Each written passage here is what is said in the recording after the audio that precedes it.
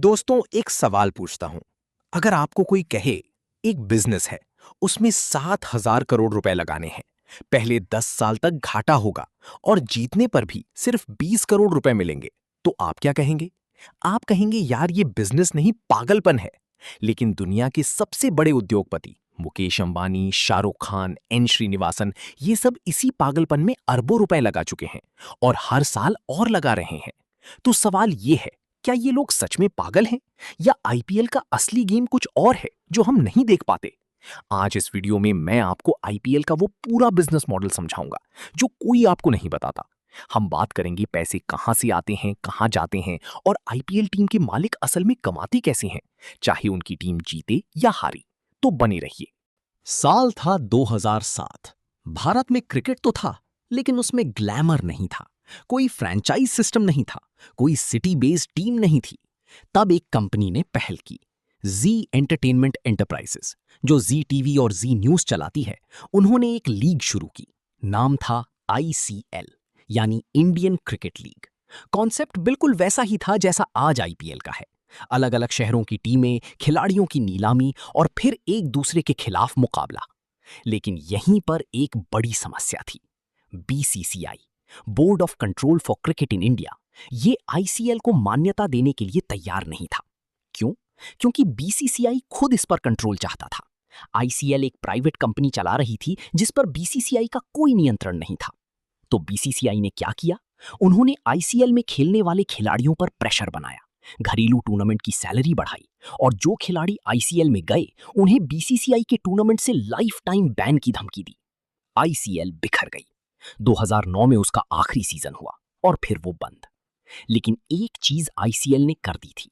उसने ये साबित कर दिया था कि भारत में फ्रैंचाइज बेस्ड क्रिकेट लीग का आइडिया काम कर सकता है। और बीसीसीआई ने इस आइडिया को अपने हाथ में ले लिया। सितंबर 2007 में बीसीसीआई के तत्कालीन वाइस प्रेसिडेंट ललित मोदी की अगुवाई में एक नई लीग की घोषणा हुई, इंडियन प्रीमियर लीग, आईपीएल। अप्रैल 2008 में पहला सीजन शुरू हुआ और यहीं से शुरू हुई दुनिया की सबसे प्रॉफिटेबल क्रिकेट लीग की कहानी। आईपीएल को समझना है तो पहले इसके 4 मुख्य खिलाड़ियों को समझना होगा। पहला, बीसीसीआई। ये आईपीएल का गवर्निंग बॉडी है। इसी के हाथ में सारी सत्ता है। बीसीसीआई मीडिया राइट्स बेचता है, स्पॉन्सर्स से डील करता है, टीमों को फ्रैंचाइज देता है और रेवेन्यू को डिस्ट्रीब्यूट करता है। एक इंटरेस्टिंग बात, बहुत लोग बीसीसीआई को गवर्नमेंट एजेंसी समझते हैं, लेकिन बीसीसीआई टेक्निकली एक प्राइवेट एंटिटी है। हालांकि ICC, international cricket council, Bharat में क्रिकेट के लिए सिर्फ बीसीसीआई को मान्यता देता है। इसीलिए बीसीसीआई को भारत में क्रिकेट का एकमात्र अधिकार मिला हुआ है। दूसरा, ब्रॉडकास्टर्स। वो चैनल्स जो आपको आईपीएल दिखाते हैं, इन्हें बीसीसीआई से ब्रॉडकास्टिंग राइट्स खरीदने पड़ते हैं और इसके बदले वो आईपीएल के दौरान एडवर्टाइजर्स से अरबों कमाते हैं। तीसरा, टीम्स। निजी कंपनीज और व्यक्ति आईपीएल फ्रैंचाइजीज खरीदते हैं। ये टीम्स अपने खिलाड़ी, स्टाफ और ऑपरेशंस खुद मैनेज करती हैं। चौथा, स्पॉन्सर्स। वो ब्रांड्स जो आईपीएल के साथ अपना नाम जोड़कर करोड़ों की ब्रांड विजिबिलिटी खरीदते हैं। अब समझते हैं इन चारों के बीच पैसा कैसे फ्लो करता है। अगर आईपीएल की इकोनॉमी में एक सिंगल बिगेस्ट रेवेन्यू सोर्स पूछो तो वो है मीडिया राइट्स, यानी ब्रॉडकास्टिंग राइट्स। जब आईपीएल 2008 में शुरू हुआ तो सोनी ने 10 साल के लिए 8200 करोड़ रुपए में ब्रॉडकास्टिंग राइट्स खरीदे, यानी हर साल करीब 820 करोड़ रुपए। उस समय ये रकम बहुत बड़ी लग रही थी। लेकिन जब 2017 में अगली बिडिंग हुई तो स्टार स्पोर्ट्स ने 5 साल के लिए 16,347 करोड़ रुपए की डील की, यानी एक साल का 3,200 करोड़ रुपए से ज्यादा। एक झटके में मूल्य 4 गुना हो गया। अब सोचिए, स्टार स्पोर्ट्स इतना पैसा लगाता है तो उसे रिटर्न कहां से मिलता है? जवाब है एडवर्टाइजर्स से। आईपीएल के दौरान टीवी पर 10 सेकंड्स का एक एड स्पॉट, सुनिए ध्यान से, 12 से 15 लाख रुपए में बिकता है, सिर्फ 10 सेकंड्स के लिए। अब 45 दिन का टूर्नामेंट, हर दिन 1 या 2 मैच, हर मैच में सैकड़ों एड स्लॉट्स। मैथ करिए, स्टार स्पोर्ट्स को घाटा होने का सवाल ही नहीं। इस ब्रॉडकास्टिंग रेवेन्यू का बीसीसीआई सिर्फ 50% अपने पास रखता है। बाकी 50% सभी आईपीएल टीम्स में बराबर बांट दिया जाता है। यानी सिर्फ मीडिया राइट से ही हर टीम को हर साल लगभग 150 से 200 करोड़ रुपए मिलते हैं। और ये रकम टीम के जीतने या हारने से कोई फर्क नहीं पड़ता। टेबल में लास्ट पोजीशन पर हो या पहले पर, मीडिया राइट्स शेयर मिलता ही है। यही वो गारंटी है जो टीम ओनर्स को रात को चैन की नींद सुलाती है। अब बात करते हैं बीसीसीआई की दूसरी सबसे बड़ी कमाई की, टाइटल स्पॉन्सरशिप। आपने नोटिस किया होगा, आईपीएल को कभी सिर्फ आईपीएल नहीं कहा जाता, हमेशा कोई ब्रांड उसके नाम के साथ होता है। 2008 से 2012 डीएलएफ आईपीएल 200 करोड़ रुपए 5 साल के लिए। 2013 से 2015 पेप्सी आईपीएल 396 करोड़ रुपए 3 साल के लिए। 2016 से 2022 वीवो आईपीएल 2199 करोड़ रुपए 5 साल के लिए, यानी हर साल 440 करोड़ रुपए। 2020 इंडिया चाइना टेंशन की वजह से वीवो को हटाकर ड्रीम 11 को टाइटल स्पॉन्सर बनाया, 222 करोड़ रुपए में सिर्फ उस एक साल के लिए। 2022 से टाटा आईपीएल करीब 300 करोड़ रुपए प्रति वर्ष। इन नंबर्स को देखिए, एक चाइनीज कंपनी वीवो हर साल 440 करोड़ रुपए खर्च करने को तैयार थी, सिर्फ इसलिए कि उनका नाम आईपीएल के नाम से जुड़े। ब्रांड रिकॉल की ताकत समझे। टाइटल स्पॉन्सरशिप की कमाई में से बीसीसीआई लगभग 60% रखता है और बाकी सभी टीम्स में डिस्ट्रीब्यूट होता है। स्पॉन्सरशिप यही नहीं रुकती, आईपीएल के अंदर हर छोटी बड़ी चीज स्पॉन्सर्ड होती है। Strategic time out, power play, सबसे तेज 50, मैन ऑफ द मैच, सबके स्पॉन्सर अलग अलग होते हैं। इन सबको मिलाकर बीसीसीआई को करीब 2000 करोड़ रुपए से ज्यादा की एडिशनल स्पॉन्सरशिप इनकम आती है। अब बात करते हैं उस सवाल की जो हर आम आदमी के मन में आता है, अगर मेरे पास पैसा हो तो क्या मैं आईपीएल टीम खरीद सकता हूं? जवाब है हाँ, लेकिन इतना आसान नहीं। आईपीएल टीम खरीदने के दो तरीके हैं। पहला तरीका, किसी एग्जिस्टिंग टीम में हिस्सेदारी खरीदो, जैसे एलआईसी ने चेन्नई सुपर किंग्स में 6.04% शेयर्स खरीदे, या जैसे राजस्थान रॉयल्स ने रेडबर्ड कैपिटल को 15% स्टेक दिया। दूसरा तरीका, तब जब बीसीसीआई नई फ्रैंचाइज लॉन्च करे। ये हर बार नहीं होता, जब होता है तो प्रोसेस कुछ ऐसी होती है। बीसीसीआई पहले एक आईटीटी, इन्विटेशन टू टेंडर, जारी करता है। इसे खरीदने के लिए 10 लाख रुपए प्लस जीएसटी देने पड़ते हैं। ये नॉन रिफंडेबल है। लेकिन आईटीटी खरीदने से आप ऑटोमेटिकली बिडिंग में नहीं आ जाते। बीसीसीआई शॉर्टलिस्ट करता है। अप्लाई करने के लिए कम से कम 3000 करोड़ रुपए की वैल्यूएशन वाली कंपनी होनी चाहिए, यानी एक छोटी मोटी कंपनी ये सोच भी नहीं सकती। शॉर्टलिस्ट होने के बाद जब बिडिंग शुरू होती है तो बेस प्राइस होती है लगभग 1700 से 1900 करोड़ रुपए, और फिर ओपन बिडिंग में जो सबसे ज्यादा ऑफर करे उसे फ्रैंचाइज मिलती है। 2021 में जब दो नई टीम्स ऐड हुई, लखनऊ सुपर जायंट्स 7090 करोड़ रुपए में और गुजरात टाइटंस 5625 करोड़ रुपए में, यानी फ्रैंचाइज फी अकेले ही हजारों करोड़, उसके ऊपर प्लेयर्स, स्टाफ, ऑपरेशंस, ट्रैवल सब अलग। और इसके बाद भी जो भी कमाई होती है उसका 20% बीसीसीआई को देना पड़ता है। फिर भी ये बड़े बड़े बिजनेसमैन इसमें क्यों आते हैं? क्योंकि आईपीएल फ्रैंचाइज सिर्फ एक स्पोर्ट्स टीम नहीं, ये एक ब्रांड बिल्डिंग मशीन है। टीम खरीदने के बाद अगला बड़ा काम होता है प्लेयर्स खरीदना, लेकिन ये भी बीसीसीआई के स्ट्रिक्ट रूल्स के तहत होता है। प्लेयर्स 3 कैटेगरीज में रजिस्टर होते हैं। एक, कैप्ड प्लेयर्स, जिन्होंने टीम इंडिया की तरफ से कम एक इंटरनेशनल मैच खेला हो। 2, फॉरेन प्लेयर्स, दूसरे देशों के क्रिकेट स्टार्स। 3, अनकैप्ड प्लेयर्स, जो अभी नेशनल टीम में नहीं आए, जैसे हार्दिक पांड्या जब पहली बार ऑक्शन में आए अनकैप्ड थे। लगभग 1100 से 1500 प्लेयर्स का पूल बनता है। उनमें से 500 से 600 को शॉर्टलिस्ट किया जाता है। प्लेयर्स अपनी बेस प्राइस खुद सेट करते हैं, 20 लाख से 2 करोड़ के बीच। इससे नीचे उन्हें नहीं खरीदा जा सकता।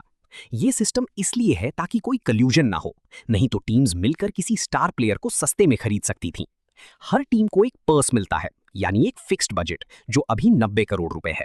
इन्हीं 90 करोड़ में 18 से 25 प्लेयर्स की टीम बनानी होती है, मैक्सिमम 8 विदेशी प्लेयर्स। फर्स्ट, मार्की प्लेयर्स की बिडिंग होती है, बड़े स्टार्स जिनकी बेस प्राइस 2 करोड़ रुपए होती है। फिर ग्रुप्स में बाकी प्लेयर्स की बिडिंग होती है। आज टीम सिर्फ क्रिकेट देखकर डिसीजन नहीं लेती, वो डेटा साइंस और एनालिटिक्स का भारी उपयोग करती हैं। कौन सा प्लेयर किस पिच पर कितना इफेक्टिव है, किस बॉलर का इकोनॉमी रेट किस सिचुएशन में बेहतर है, स्पिन के अगेंस्ट कौन बेहतर खेलता है, ये सब डेटा से तय होता है। हर 3 साल में मेगा ऑक्शन होता है, जिसमें टीम्स को 4 प्लेयर्स रिटेन करने का ऑप्शन मिलता है और बाकी सब रिलीज होते हैं।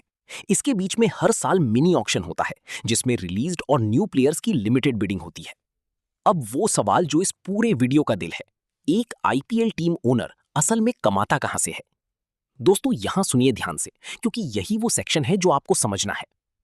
Revenue source number 1, broadcasting rights का शेयर। जैसा हमने बताया, मीडिया राइट्स की कमाई का 50% सभी टीम्स में डिवाइड होता है, यानी बिना कुछ किए सिर्फ आईपीएल में टीम होने की वजह से हर टीम को हर साल करीब 150 से 200 करोड़ रुपए मिलते हैं। ये वो गारंटीड इनकम है जो टीम को तब भी मिलती है जब वो टेबल में लास्ट पर हो। रेवेन्यू सोर्स नंबर 2, जर्सी और किट स्पॉन्सरशिप्स। अगली बार आईपीएल देखो तो प्लेयर्स की जर्सी ध्यान से देखो। उस पर एक नहीं, दो नहीं, 8 से 10 ब्रांड लोगोज होते हैं। Main Jersey sponsor, cap sponsor, sleeve sponsor, trouser sponsor और भी कई। हर लोगों के लिए ब्रांड अलग पैसा देता है। बड़े टीम्स जैसे मुंबई इंडियंस या चेन्नई सुपर किंग्स की जर्सी की एक स्लॉट की कीमत करोड़ों में होती है। रेवेन्यू सोर्स नंबर 3, ग्राउंड और इन स्टेडियम स्पॉन्सरशिप्स। मैच देखते वक्त बाउंड्री रोप पर जो बोर्ड्स दिखते हैं, पिच साइड ब्रांडिंग, वो सब टीम ओनर बेचता है। स्टंप का स्पॉन्सर अलग, हेलमेट का स्पॉन्सर अलग, यहां तक कि अंपायर की जैकेट तक स्पॉन्सर्ड होती है। Revenue source number 4, ticket sales. हर टीम अपने होम ग्राउंड पर कम से कम 7 मैचेस खेलती है। टिकट्स की प्राइसिंग टीम खुद तय करती है। ईडन गार्डन्स, वानखेड़े जैसे बड़े स्टेडियम्स में एक मैच की टिकट सेल से 5 से 6 करोड़ रुपए की कमाई होती है। इसका 70 से 80% टीम के पास जाता है, बाकी ग्राउंड एसोसिएशन को। 7 होम मैचेस गुणा 5 करोड़ यानी मिनिमम 35 करोड़ रुपए सिर्फ टिकट से। और अगर टीम टॉप 4 में जाए तो एक्स्ट्रा मैचेस मिलते हैं। एक्स्ट्रा मैचेस का मतलब extra tickets, extra income. Revenue source number 5, merchandise. Merchandise को अंडर एस्टिमेट मत करो। ऑनलाइन और ऑफलाइन हर टीम की jerseys, caps, bats, water bottles, phone cases, mugs बिकती हैं। जब सीएसके जीतती है, चेन्नई में अगले 3 दिन हर दूसरे आदमी के हाथ में पीली जर्सी होती है। ये सब टीम ओनर की पॉकेट में जाता है। Revenue source number 6, player brand deals और प्रमोशंस। ये मोस्ट अंडररेटेड रेवेन्यू स्ट्रीम है। जब कोई प्लेयर किसी ब्रांड का ऐड करता है, अगर वो आईपीएल जर्सी पहनकर करता है, तो उस डील का एक हिस्सा टीम ओनर को जाता है। साथ ही टीम्स अपने कॉर्पोरेट पार्टनर्स के लिए एक्सक्लूसिव प्लेयर अपीयरेंसेस और ऑटोग्राफ सेशंस अरेंज करती हैं, जिसका पैसा टीम को मिलता है। Revenue source number 7, prize money. और सबसे आखिर में जिसे लोग सबसे ज्यादा जानते हैं, प्राइज मनी। आईपीएल जीतने वाली टीम को 20 करोड़ रुपए मिलते हैं, रनर अप को 13 करोड़ रुपए। लेकिन टीम ओनर को इसका सिर्फ 50% मिलता है, बाकी 50% प्लेयर्स में बांटा जाता है। तो 20 करोड़ रुपए में से ओनर को 10 करोड़। अब कंपेयर करो, 7,000 करोड़ इन्वेस्ट करके 10 करोड़ प्राइज मनी। ये मुख्य इनकम नहीं है, ये एक बोनस है। मेन इनकम वो 6 सोर्सेज हैं जो ऊपर बताए। तो दोस्तों, आज आपने समझा कि आईपीएल सिर्फ क्रिकेट नहीं है, ये एक multi billion dollar business ecosystem है। चाहे बीसीसीआई हो, ब्रॉडकास्टर्स हो, टीम ओनर्स हो या स्पॉन्सर्स, हर कोई इस सिस्टम से कमा रहा है। और ये इकोसिस्टम इतना स्ट्रांग है कि 10 साल घाटे के बाद भी टीम ओनर्स नहीं हटे, क्योंकि वो लॉन्ग टर्म ब्रांड वैल्यू देख रहे थे। यही होता है असली फाइनेंशियल थिंकिंग। और यही सोच आपको भी अप्लाई करनी है अपने इन्वेस्टमेंट्स में, अपने करियर में, अपने बिजनेस में। शॉर्ट टर्म लॉस दिखे, लेकिन अगर लॉन्ग टर्म पिक्चर क्लियर हो तो टिके रहो, जैसे आईपीएल टीम ओनर्स टिके रहे।